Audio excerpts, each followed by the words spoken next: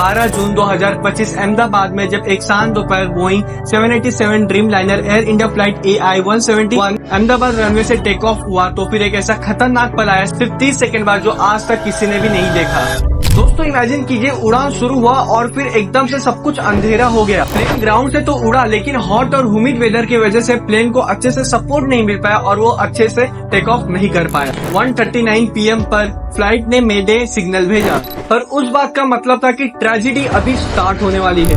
Plane ने जमीन पर क्रैश किया। मेघानी नगर के बीजे मेडिकल कॉलेज के हॉस्टल में स्टूडेंट अपने लंच ब्रेक पर थे। फायर वाला स्मोक ने वहाँ पर सब कुछ छीन लिया। सीसीटीवी में देखा गया कि प्लेन एकदम से ही क्रैश हो गया और वहाँ पे ब्लास्ट हो गया।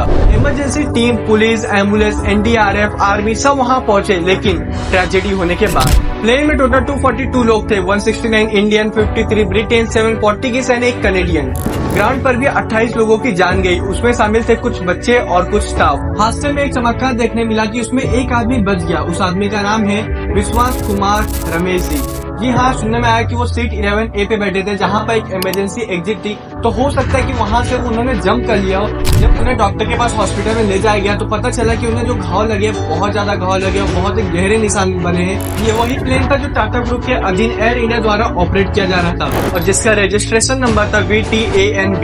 इस एयरक्राफ्ट ने अब तक करीबन 41,000 घंटे की उड़ान भरी है और इसे एविएशन के इतिहास में one of the most safest plane माना जाता है। शायद इसी भरोसे ने लोगों को बेफिक्र कर दिया। प्लेन में टोटल 242 लोग सवार थे, जिनमें से 2 पायलट थे, 10 केबिन क्रू थे और बाकी सारे यात्री थे। इस उड़ान के कप्तान थे सुमित सबरवाल, जो कि एक बेहद अनुभवी पायलट थे। उन्होंने 8200 से ज्यादा फ्लाइट आज का एक्सपीरियंस किया था। पायलट के साथ फ्लाइट में थे को पायलट क्लाइव कुंदर, जो हाल ही में ट्रेनिंग से निकले थे और उनके नाम लगभग 1100 फ्लाइट आज थे।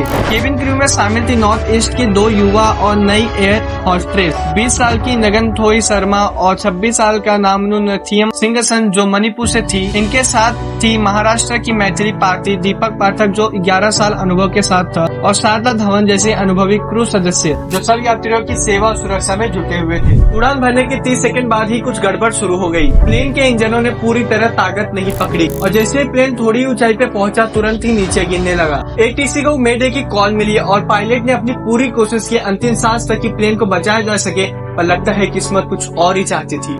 ये बोइंग 787 का पहला क्रैश है जो 2011 लॉन्च के 14 साल बाद हुआ। एयरबस बोइंग सेफ्टी का बिग मिथ टूट गया। ड्रीम लाइनर जो कभी सेफ लेवल से भरा था, अब सिर्फ और सिर्फ एक दुख कहानी है। टाटा ग्रुप ने हर माते परिवार को 1 करोड़ का इनिशियल एड अनाउंसमेंट किया है, लेकिन मॉन्ट्रियल कन्वेंशन के तहत जो इंडिया ने 2009 में साइन किया था, एयरलाइन पर लाइबिलिटी 1,28,821 SDR पर विक्टिम का, जो आजकल के एक्सचेंज रेट पर देखा जाए तो करीबन 1.5 करोड़ का होता है। इसी एस्टिमेट के हिसाब से एयर इंडिया को करीबन 377 करोड़ पे करना पड़ेगा सिर्फ पैसेंजर को, और अगर क्रू लोगों को भी काउंट करें तो ये 477 करोड़ प्लस होता है। अहमदाबाद वाला इंसिडेंट रिपीट नहीं था। 2010 में मैंगलोर में फ्लाइट 812 क्रैश हुआ था।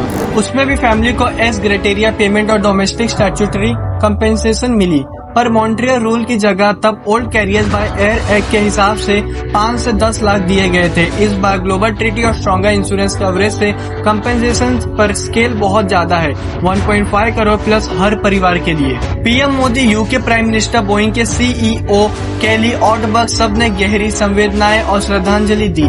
UK, US, India investigation team, NTSB, AAIB, DGCA सब यूनाइटेड है प्रॉप के लिए। Initial theories climbing failure, flap gear, misconfiguration के चांसेस पर फोकस है। कुछ एक्सपर्ट सजेस्ट कर रहे हैं landing gear down, flap wrongly set, plane efficient climb नहीं कर पाया, ब्लैक बॉक्स मिल गया है, cockpit data recorder and voice recorder. Boeing GE aerospace air India cooperate कर रहे हैं। बोइंग का शेयर गिर गया है 5% after crash news. Ahmedabad police commissioner ने बताया कि सर्वाइवर बहुत ही कम मिले। विटनेस कहते हैं कि कुछ सेकंड पहले एक्सप्लोजन था और वहाँ का सीन ही अलग था। बॉडी, वेकेट सब हर जगह फैले हुए थे। जेनेटिक टेस्ट चल रहे हैं और DNA टेस्टिंग से आइडेंटिफाई करने की कोशिश हो रही है। दोस्तों 12 जून 2025 एक शांत दिन ने इतना दुख पैदा कर दिया कि हम समय के साथ भी इस दुख को नहीं भूल पाएंगे। 269 जिंदगियां, 241 प्लेन में 20 क्रिएट ऑन ग्राउंड एक मिरेकल है, जो कि ओवर 400 करोड़ का मुआवजा।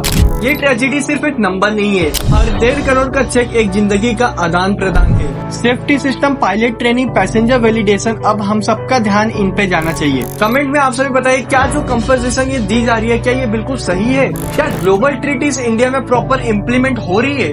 आप क्या सोचते हैं, सेफ्टी सिस्टम कैसे फेल हो गया? रूल्स और चेक्स को कैसे और भी ज्यादा एनहांस कर सकते हैं? आप कमेंट करके बताइए। अगर आप इस हादसे से भावुक हुए हैं तो फिर कमेंट में जरूर श्रद्धांजलि लिखिएगा और इस वीडियो को हमारे देश के हर एक नागरिक के पास आप लोग जरूर पहुंचाइए। तो फटाफट चैनल को सब्सक्राइब कीजिए ताकि आगे आने वाली कोई भी घटने के बारे में मैं आपको जानकारी दे सकूं। तो मिलते हैं अगले वीडियो में।